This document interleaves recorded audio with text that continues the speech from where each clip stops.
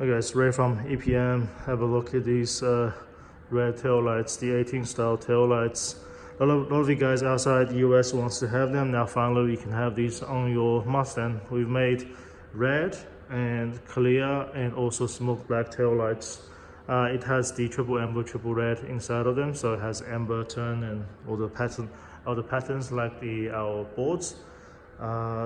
Also it comes with these adapters, so the USDM ones you can just plug straight into your car, but you have to run this extra wire from the upper brake light to both the tail lights. We have instructions for that.